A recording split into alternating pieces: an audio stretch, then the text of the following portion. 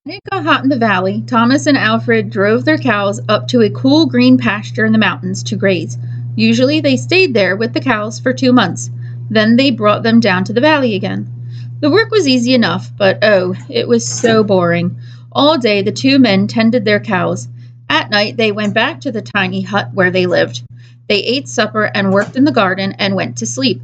It was always the same. Then Thomas had an idea that changed everything. "Let's make a doll the size of a man," he said. "It would be fun to make, and we could put it in the garden to scare away the birds." "It should look like Harold," Alfred said. Harold was a farmer they both hated. They made the doll out of old sacks stuffed with straw.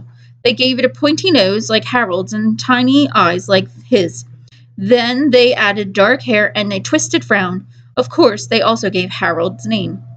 Each morning on their way to the pasture, they tied Harold to a pole in the garden to scare away the birds. Each night, they brought him inside so that he wouldn't get ruined if it rained. When, if they were feeling playful, they would talk to him. One of them might say, "How are the vegetables growing today, Harold?"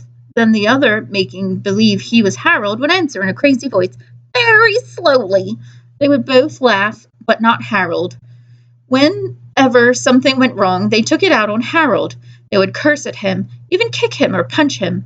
Sometimes one of them would take the food they were eating, which they both were sick of, and smear it on the doll's face. "How would you like that stew, Harold?" he would ask. "Well, you'd better eat it, or else." Then the two men would howl with laughter. One night, after Thomas had wiped Harold's face with food, Harold grunted.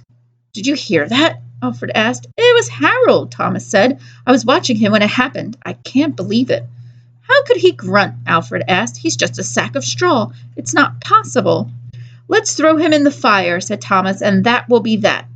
"Let's not do anything stupid," said Alfred. "We don't know what's going on. When we move the cows down, we'll leave him behind. For now, let's just keep an eye on him." So they left Harold sitting in the corner of the hut. They didn't talk to him or take him outside any more. Now and then the doll grunted, but that was all. After a few days, they decided there was nothing to be afraid of. Maybe a mouse or some insects had gotten inside Harold and were making those noises. So Thomas and Alfred went back to their old ways. Each morning they put Harold out in the garden, and each night they brought him back into the hut. When they felt playful, they joked with him. When they felt mean, they treated him as badly as ever. Then one night, Alfred noticed something that frightened him. "Harold is growing," he said. "I was thinking the same thing," Thomas said. "Maybe it's just our imagination," Alfred replied. "We have been up here on this mountain too long." The next morning, when they were eating, Harold stood up and walked out of the hut. He climbed up on the roof and trotted back and forth like a horse on its hind legs. All day and all night long he trotted like that. In the morning, Harold climbed down and stood in a far corner of the pasture. The men had no idea what he would do next. They were afraid. They decided to take the cows down into the valley that same day. When they left, Harold was nowhere in sight. They felt as if they had escaped a great danger and began joking and singing. But when they had gone only a mile or two, they realized that they had forgotten to bring the milking stools. Neither one wanted to go back for them, but the stools would cost a lot to replace. "There really is nothing to be afraid of," they told one another. "After all, what could a doll do?" They drew straws to see which one would go back.